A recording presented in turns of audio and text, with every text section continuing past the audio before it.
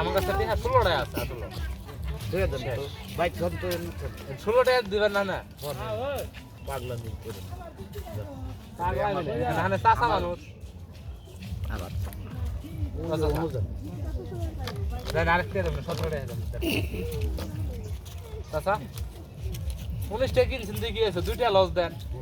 কি হবো হাল লিয়া ভিক্ষা কর মোর খাবো ভিক্ষা করবেন এখানে ভাইস্তার জন্য 2 টাকা কি ছাড় দেবেন না বাজার